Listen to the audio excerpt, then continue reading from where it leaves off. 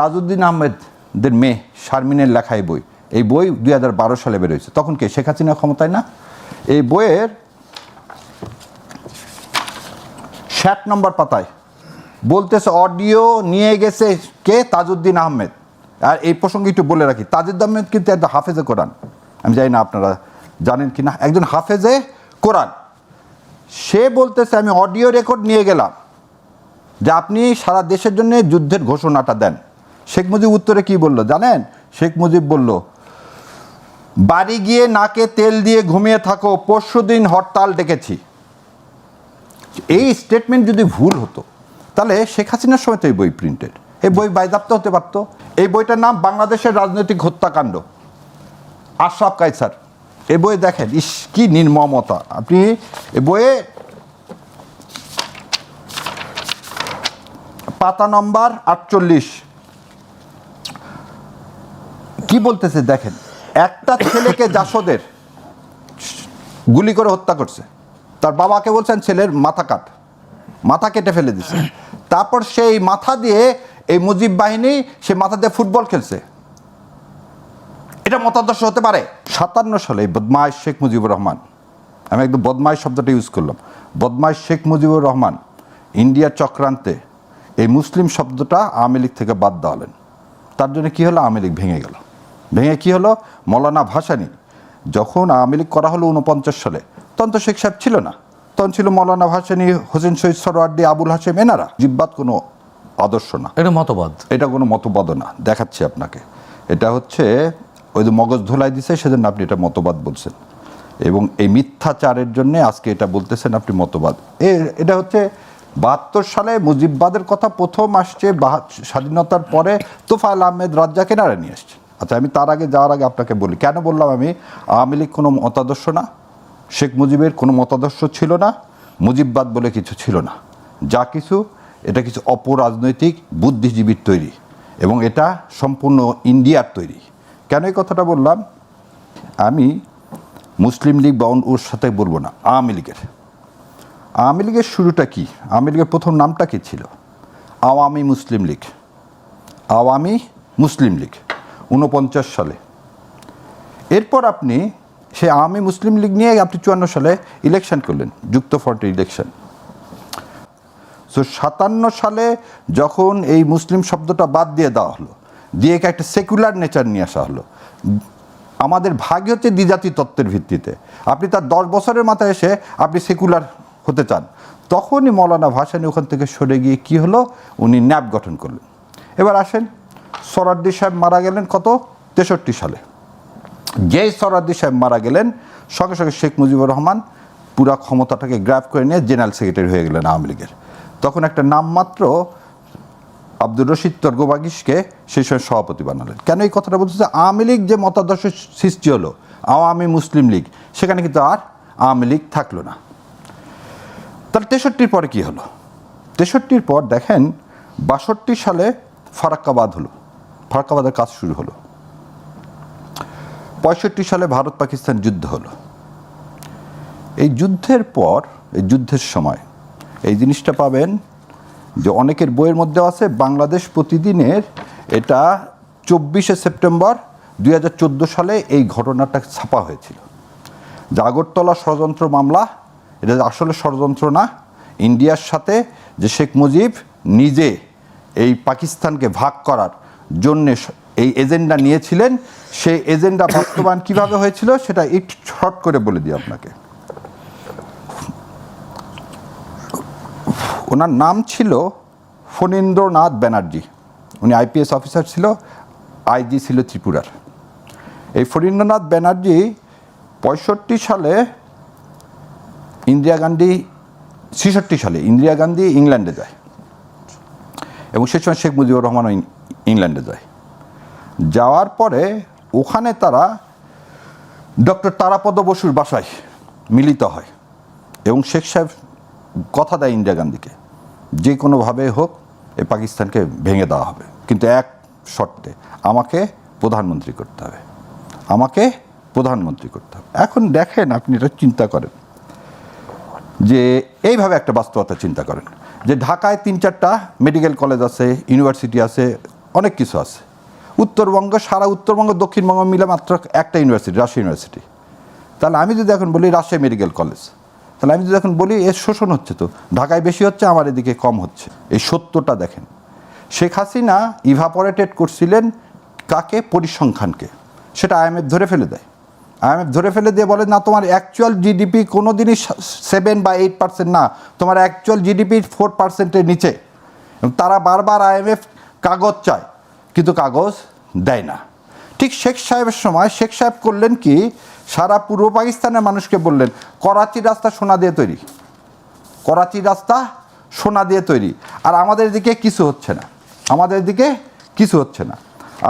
আপনার মাধ্যমে সারা দেশবাসীকে বলি, যখন পূর্ব পাকিস্তান এবং পশ্চিম পাকিস্তান 48 সালে ভাগ হয়ে আসলো 47-এ, তখন আমাদের এদিকে একটা ইউনিভার্সিটি নাই, একটা মেডিকেল কলেজ নাই, একটা ইন্ডাস্ট্রিজ নেই। আমাদের এখানে কি ছিল? আমাদের এখানে মাত্র 10টা সুগার মিল ছিল, আর ছিল কি টেক্সটাইল মিল ছিল কিছু, এ বাদে ইন্ডাস্ট্রি বলতে কিছুই ছিল না। 51 সালে আদমজি জুট মিল হলো। কে করলেন?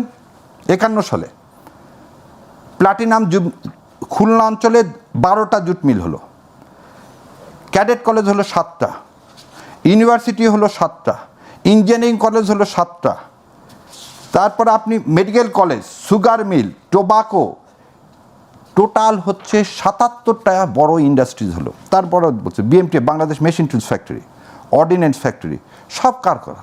সব হচ্ছে এই পাকিস্তান আমলে 71-এর আগ পর্যন্ত করা। সো ওই পরিসংখ্যানটা উনি কী করলেন? পরিসংখ্যানটা মানুষের সামনে ওইভাবে না দিয়ে মানুষকে বৈষম্যর কথা বলে মানুষকে ডাইভার্ট করলেন। তাহলে একটা লোকের যদি মুজিববাদ বলে থাকেন, তাহলে একটা লোকের প্রথম উদ্দেশ্যটাই হচ্ছে খারাপ, এই দেশটাকে ভাগ করতে হবে, করে ইন্ডিয়ার হাতে কিভাবে তুলে দেওয়া যায়। আসেন 70 সালে ইলেকশন, ভাইদের কথা বলছে, ভাসানী ন্যাপ সেই সময় যদি ইলেকশনে পার্টিসিপেট করতো, শেখ সাহেব জীবনে কোনোদিন সংখ্যাগরিষ্ঠতা পারত না। ভাসানী কি বললেন? যে ভোটের আগে ভাত চাই বলে তিনি ইলেকশন থেকে সরে আসলেন, যাতে মানুষ এক পাতা হয়ে কি করতে পারে?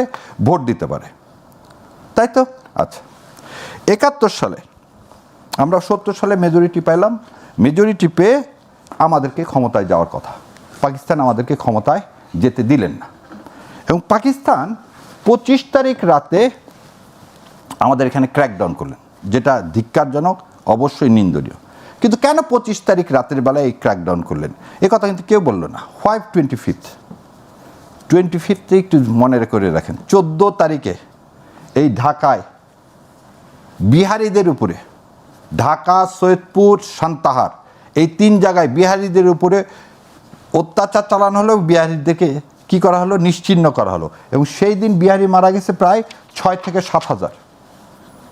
এই 6 থেকে 7 হাজার বিহারি মারা যাওয়ার পরেই অপারেশন সার্চলাইট নামানোর কথা। কারা করলো? এই বিহারিকে হত্যা করলো কারা?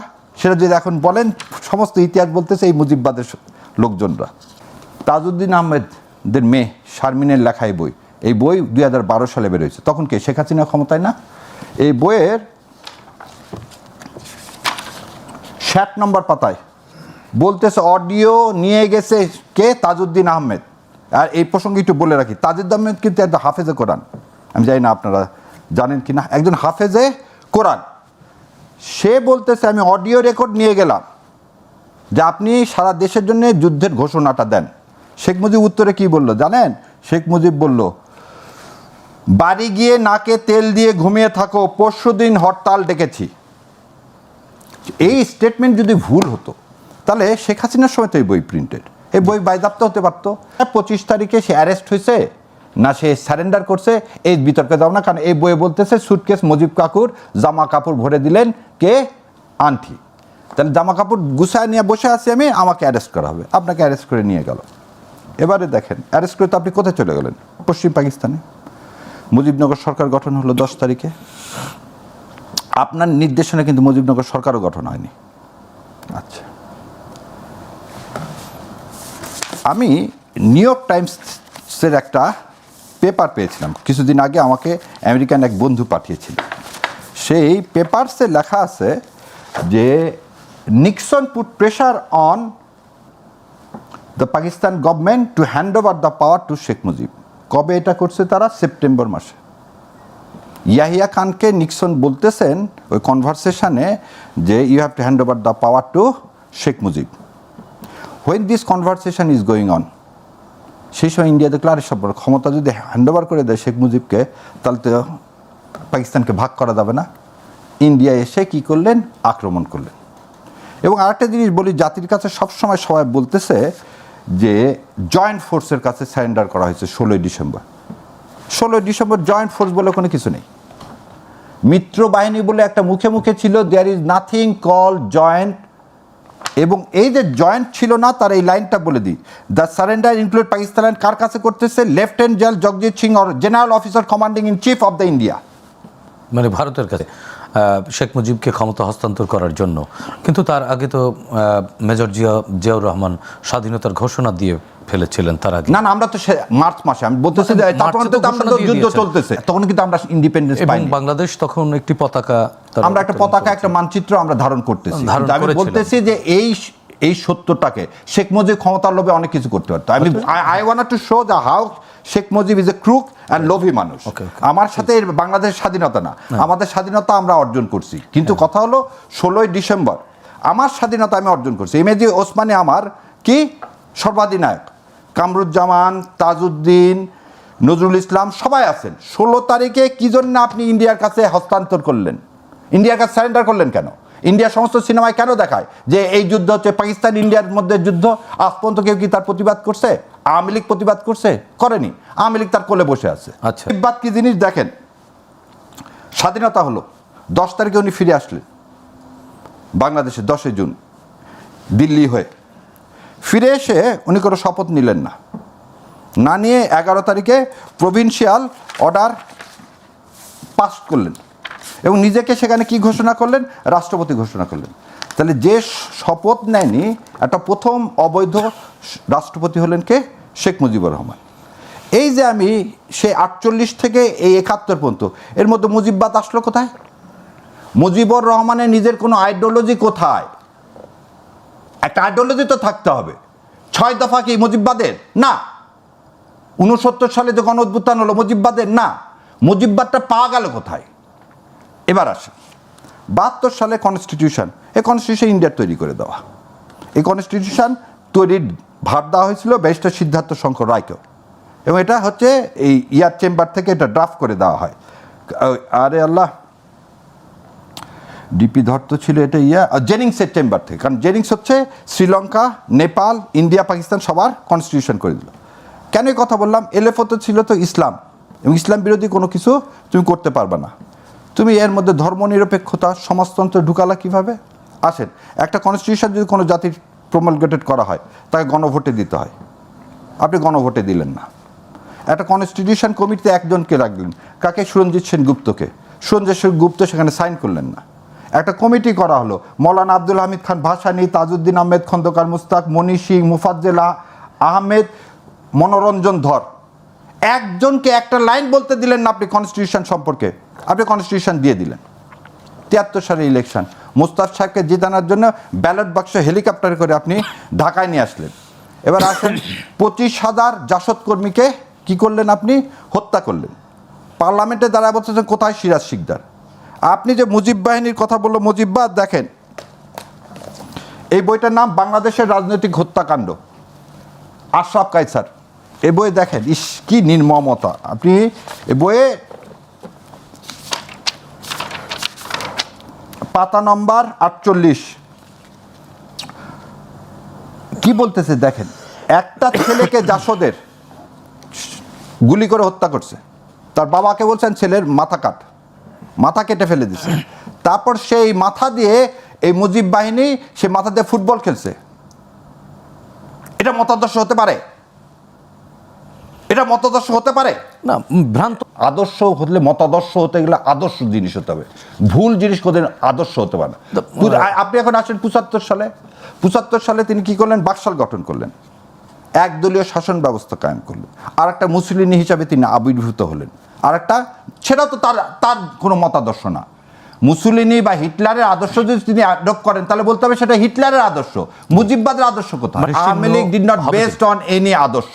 আচ্ছা। আওয়ামী লীগ হচ্ছে পুরাটাই শেখ মুজিবের, প্রথম হচ্ছে মানবতা বিরোধীর যদি অপরাধে শেখ মুজিবের ফাঁসি দেওয়া হতো, তার যদি বিচার করা হতো, তাহলে আর আজকে হাসিনার মতো পেতাত্তার জন্ম হতো না, এবং হাসিনার মতো এই পেতাত্তার জন্ম হওয়াতে আজকে দেশটা এই জায়গায় গেছে। প্রথম কথা হচ্ছে দেখেন হিস্ট্রি কি বলে, মুসলিম লীগের হিস্ট্রি দেখেন আমাদের এই সাবকন্টিনেন্টে ঢাকাতে প্রতিষ্ঠিত একটা দল 1904-5 সালের দিকে, এবং সেই মুসলিম লীগের নেতৃত্বে নবাব সলিমুল্লাহর নেতৃত্বে এখানে এটা mainly all India education conference ছিল মুসলমানদের, নিখিল ভারত মুসলমানদের একটা শিক্ষা সম্মেলন ছিল, ওটার ধারাবাহিকতায় দফায় দফায় এসে মুসলিম লীগ গঠিত হয়।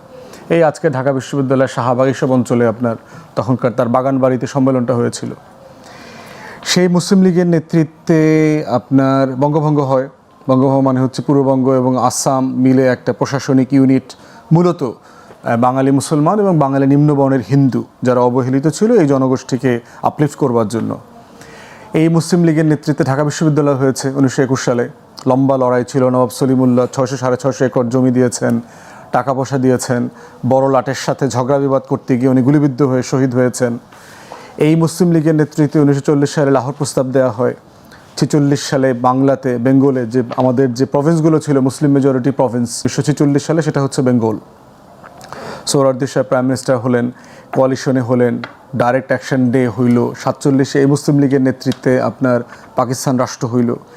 আমাদের যে জমিদারি প্রথা, যে জমিদারি প্রথার বিরুদ্ধে এত লম্বা সময় এখানে লড়াই হয়েছে, যে জমিদারি সিস্টেমের কারণে পৃথিবীর সবচেয়ে ধনী অঞ্চলটা 150 বছরের মাথায় সবচেয়ে গরিব অঞ্চলে পরিণত হয়েছিল। 1943 সালে দুর্ভিক্ষ পর্যন্ত হয়েছে। সেই মুসলিম লীগের নেতৃত্বে এই জমিদারি প্রথা বাতিল হয়। এখানে যে বেঙ্গল টিনেন্সি অ্যাক্ট হয় 1949 থেকে শুরু করে 51-2 পর্যন্ত লেগে গেছে এটা এনফোর্স করতে। সেই মুসলিম লীগ 1954 সালের নির্বাচনে যুক্তফ্রন্টের কাছে হেরে যায়। আপনার আওয়ামী মুসলিম লীগ পার্টি, নেজাম ইসলামী, কৃষক শ্রমিক প্রজা পার্টি, শেরে বাংলার এই পুরো নেতৃত্বে জয়েন্ট কোয়ালিশনের কাছে তারা ইলেকশনে হেরে যায়, এবং 1970 সালে গিয়ে এই মুসলিম লীগ এই অঞ্চলের নির্বাচন থেকে ওয়াইপড অফ হয়ে যায়, সিম্পলি নাই হয়ে যায়। মুসলিম লীগ নামক দলটা একটা রাষ্ট্র বানাইছে, একটা ঐতিহ্যবাহী বিশ্ববিদ্যালয় বানিয়েছে, জমিনদারি প্রথা বাতিল করেছে, ব্রিটিশ বিরোধী আন্দোলনে নেতৃত্ব দিয়েছে, জিন্নার মতো মানুষ, লিয়াকত আলী খানের মানুষ, এই লেভেলের হাইলি কম্পিটেন্ট স্টেটসম্যান ছিলেন। সেই মুসলিম লীগ কেন নাই হয়ে গেল? কি প্রসেসের ভিতর থেকে কেন তারা এই লেভেলের উত্থান তাদের হয়েছে? সে নিজাম ইসলাম পার্টিটা কোথায় আজকে বলেন তো? এই অঞ্চলের মানুষ, এই আমার আপনার বাপদাদারাই তো তাকে ভোট দিয়েছিল, সেই দলটাই তো আজকে প্রায় নাই থাকার মতো। তার দুইটা ফ্রিঞ্জ আছে, একটা রেজিস্টার্ড পলিটিক্যাল পার্টি, কিন্তু জনমনে সে মোটা দাগে বড় আকারে এক্সিস্ট করে না। ন্যাপ, যে আওয়ামী মুসলিম লীগ মাওলানা ভাসানীর নেতৃত্বে তৈরি হয়েছে, উনি ওখান থেকে বের হয়ে আসলেন 57-58 সালে গিয়ে আপনার ন্যাপ করলেন। এই ন্যাপ এত বড় পলিটিক্যাল পার্টি ছিল 70-এর নির্বাচনে, তারই আসলে বিজয়ী হওয়ার কথা, সে সবচেয়ে বড় দল। তার মানে সাউথ আফ্রিকাতে হোয়াইট পার্টি ছিল, সাদাদের যে শ্বেতাঙ্গদের রাজনৈতিক দল। 89-90 এই প্রসেসের মধ্য দিয়ে ওখানে নেলসন ম্যান্ডেলা যে বের হয়ে আসলেন, নেতা হয়ে ফিরে আসলেন, সেই হোয়াইট পার্টিটা আজকে কোথায়? আজকে আফ্রিকান ন্যাশনাল কংগ্রেসে তো সেখানে রুল করছে। নাৎসিদের কথা বলি আমরা বারবার, জার্মানিতে সে তো ল্যান্ডস্লাইড ভিক্টরি নিয়ে 1933 সালে সে ক্ষমতায় এসছে। সেই ল্যান্ডস্লাইড ভিক্টরিতে ক্ষমতায় আসা পার্টিটা কত চরমভাবে তাকে বিদায় নিতে হয়েছে। তার মার্কা, তার গেঞ্জি, তার সাইন, সিম্বল, চিহ্ন যা আছে সব কিছু নিষিদ্ধ পুরো ইউরোপ জুড়ে। তারপরে নাৎসিদেরকে দেখেন, ফ্যাসিস্টদেরকে দেখেন ইটালিতে। মুসোলিনি একটা ল্যান্ডস্লাইড ভিক্টরি নিয়ে আসছে, ভেরি পপুলার পলিটিশিয়ান ছিলেন, তাকে মানে ফাঁসি দিয়ে টানায় রাস্তায় লাশ ঝুলায় রাখছে। তাহলে এই এক্সাম্পলগুলো কেন দিচ্ছি এই কারণে, এটা বোঝার জন্য যে পৃথিবীর ইতিহাসে জনগণের কাছে কোনো কিছু ইনডিসপেন্সেবল না, মানে তাকে ছাড়া চলা যাবে না, এইরকম দুনিয়াতে আমরা বাস করি না। আমরা সবাই এই পৃথিবীতে বেঁচে থাকি প্রাসঙ্গিকতা সাপেক্ষে। আপনি যতদিন পর্যন্ত প্রাসঙ্গিক অতদিন পর্যন্ত আপনি বেঁচে থাকবেন। যেদিন আপনি আর প্রাসঙ্গিক থাকবেন না সেদিন আপনি আর বেঁচে থাকবেন না। আপনি একদম মানে স্লোপ ওয়াইজ আপনি গ্র্যাজুয়ালি মারা যাবেন। আপনি সাংবাদিক মানুষ, আপনি 80-র দশকে জাতীয় পার্টির অবস্থা দেখেন তো। এরশাদ জেলে বসে 91 নির্বাচনে 5টা আসনে জিতছে। সেই এরশাদের দল আজকে পিজার টুকরার মতো 6 টুকরা, 7 টুকরা, 8 টুকরা সভাপতি আছে, একজনই, একটা দল। তো আজকে উত্তরবঙ্গেও গেলে অধিকাংশ আসনে আপনি দেখবেন যে লাঙ্গুলের জামানত বাজেয়াপ্ত হবে আজকে যদি ফেয়ার নির্বাচনও হয়। তাহলে কেন এই দলগুলো অপ্রাসঙ্গিক হয়ে গেছে? এই প্রশ্নের ভিতরেই হচ্ছে আওয়ামী লীগের উত্থান এবং পতনের সিমিলার হিস্ট্রি। কারণ হচ্ছে তারা জনগণের আকাঙ্ক্ষাকে শ্রদ্ধা করে নাই, সম্মান করে নাই, জনগণের ম্যান্ডেটকে ভায়োলেট করেছে এবং জনগণ তাকে দ্বিতীয়বার চান্স দিয়েছিল।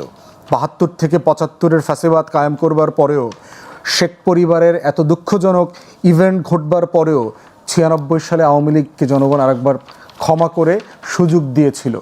সেই সুযোগটা সে এত বেশি অ্যাবিউজ করেছে, এত বেশি মিসইউজ করেছে যে তাকে সেই স্বাধীনতা যুদ্ধে নেতৃত্ব দেওয়া দলটাকে পালায়া চলে যেতে হয়েছে। ফুয়াদ ভাই আমার জ্ঞানগর্ব অনেক কথা বললেন, আমি ওইগুলো সবগুলোকে অ্যাডপ্ট করে নিয়ে বলতেছি। এই বইটার নাম বাংলাদেশের রাজনৈতিক হত্যাকাণ্ড, আশরাফ কায়সার।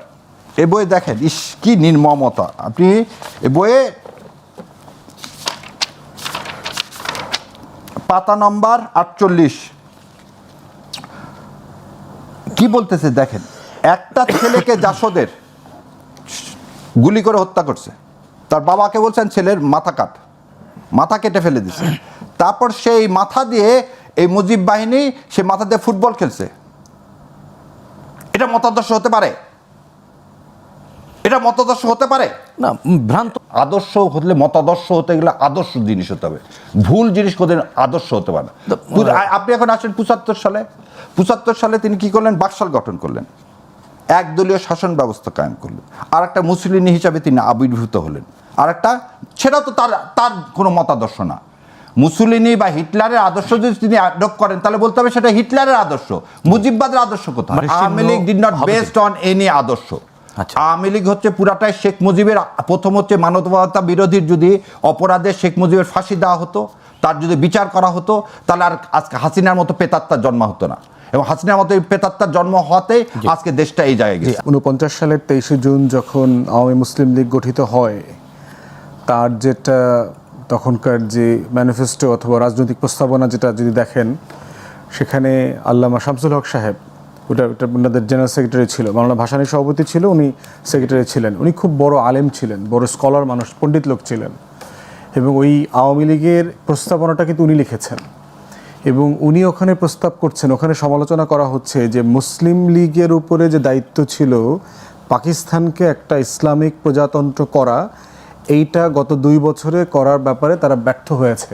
আজকের আওয়ামী লীগ ১৯৪৯ সালের ২৩শে জুন কোন মাইন্ডসেট দিয়ে তৈরি হয়েছে?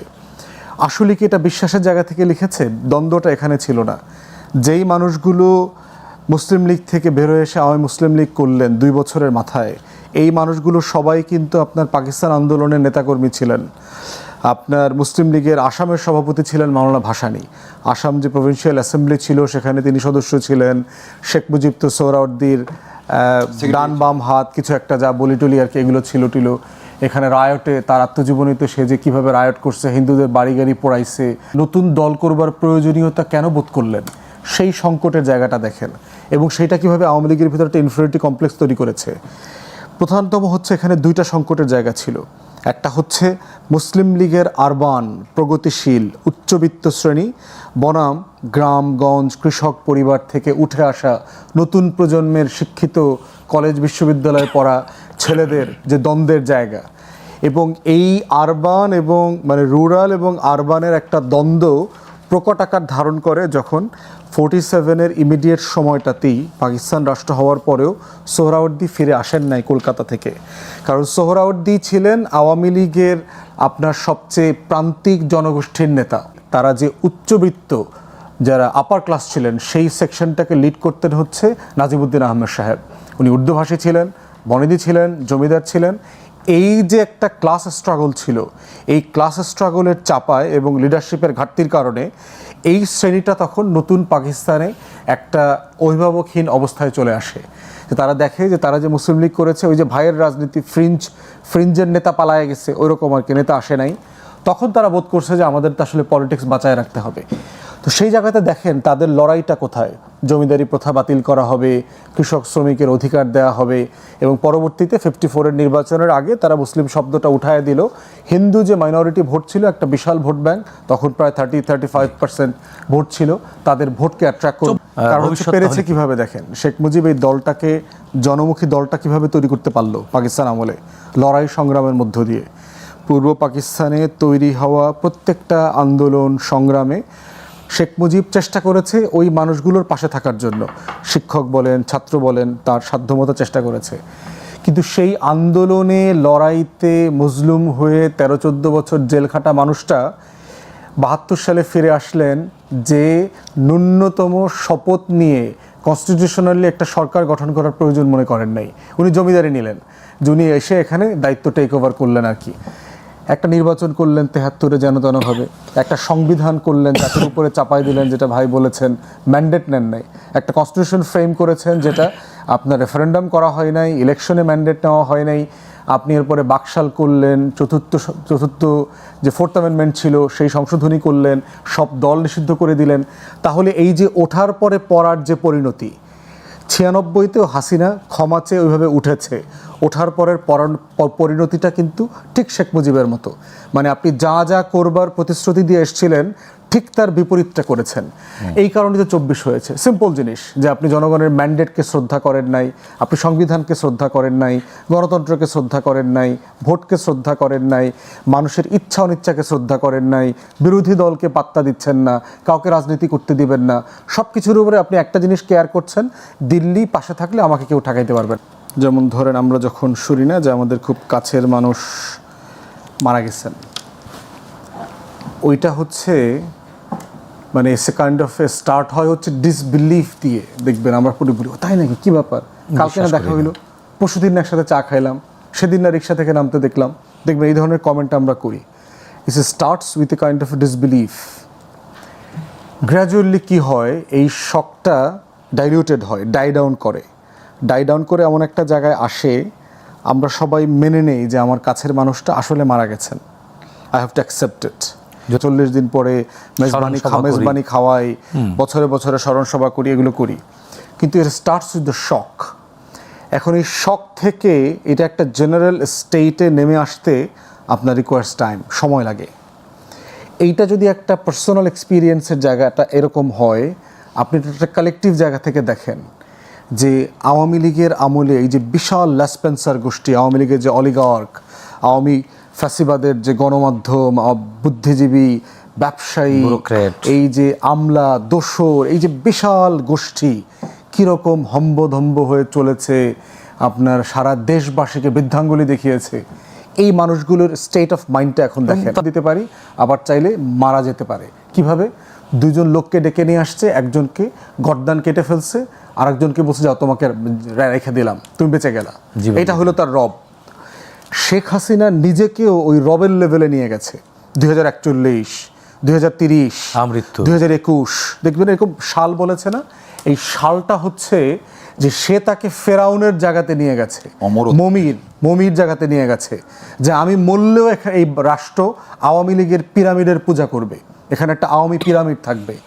তাহলে সেই যে অমরত্বের জায়গা থেকে যখন, এবং তার যারা পূজারী আছে, আওয়ামী মন্দিরের পূজারী, এই পূজারীরা কিন্তু বিশ্বাস করেছে যে শেখ মুজিবকে খলিফা বলছে না, বহু লোক আছে না, আল্লাহর পক্ষ থেকে নবুয়ত নিয়ে আসছে, হযরত অনেক কিছু বলছে না, তারা কিন্তু শেখ হাসিনাকে আসলে নবী মনে করত। আওয়ামী পূজারীরা যারা আছে, এই মন্দিরের যারা সদস্য ছিলেন, তো সেই মানুষগুলো তার পূজারীর, তার পূজ্য নবীকে দেখলো, সেই নবী বিমানে উঠা আর এক নবীর দেশে চলে গেছে। তার যে নবী, তারও নবীর তো নবী আছে, সেই না নবীর দেশে চলে গেছে, মোদির দেশে। এইটা তার কাছে একটা শক, মানে হার্ট অ্যাটাক হওয়ার মতো। মানে তার যে ডিপ্রেশনকে ভেন্টিলেট করবার জন্য, এগুলো দেখে আপনি বুঝবেন যে পুরো জনগোষ্ঠী কীভাবে হতাশ হয়ে গেছে।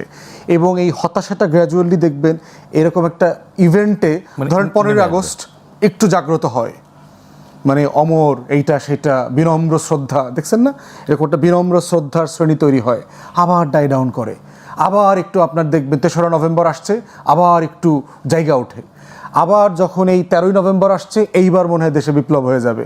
দেখলো যে 2-4টা পটকা ফোটা ছাড়া কিছু হয় নাই। আচ্ছা 17 তারিখে মনে হয় হবেই হবে, আমার নবী মনে হয় তার মানে মোদির দেশ ধীরে থেকে ধীরে চলে এটি আসবে। মুষড়ে পড়বে তারা। এটা একদম ডাই এবং, ডাউন হয়ে গেছে। লাইট বন্ধ করলে দেখছেন না আলোটা কিভাবে বাল্ব থেকে নিষিদ্ধ হয়ে যায়। 5 তারিখে গত বছরের আওয়ামী জমানার লাইটটা এই দেশের মানুষ বন্ধ করে দিয়েছে, নিভাই দিয়েছে, অফ করে দিয়েছে। ওই সুইচটা অফ করার পরেও দেখবেন একটু আলো জ্বলে।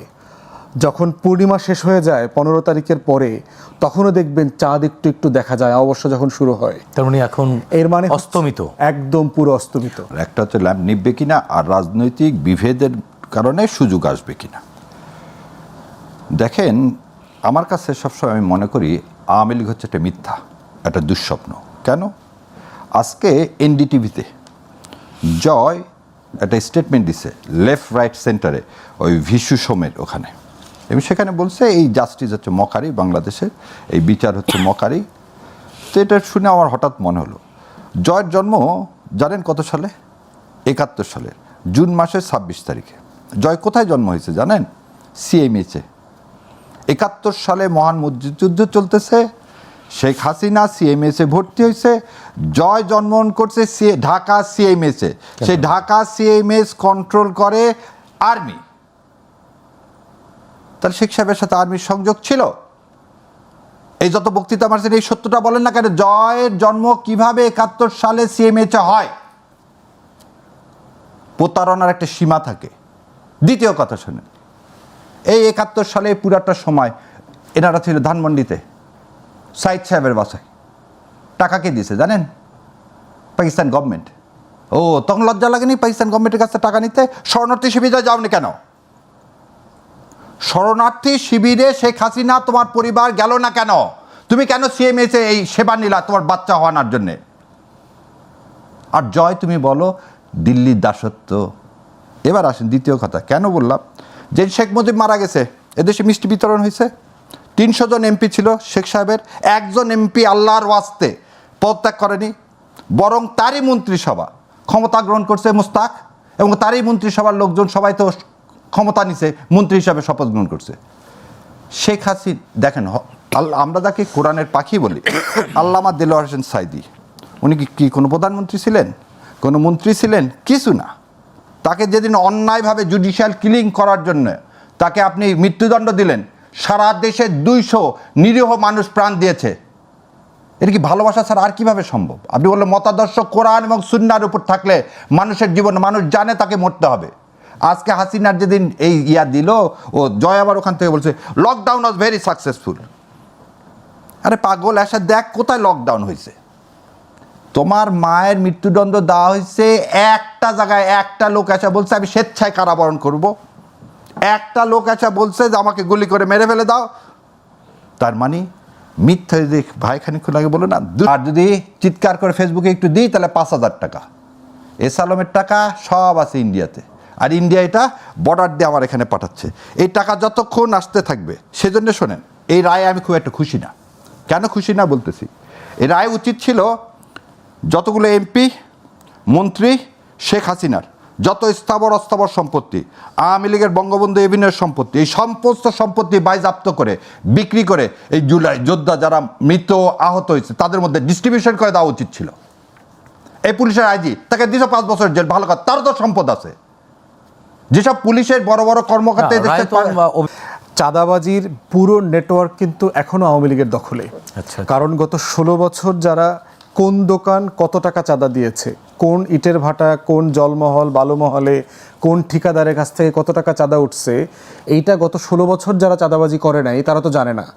এই জন্য চাঁদা উঠানোর জন্যই আগের আওয়ামী চাঁদা উত্তোলনকারী গোষ্ঠীকে সবাইকে রাখা হয়েছে এবং পরিমাণ বাড়ায় দেওয়া হয়েছে। কারণ হচ্ছে টাকার কিছু অংশ এখনো কলকাতায় পাঠাইতে হয়।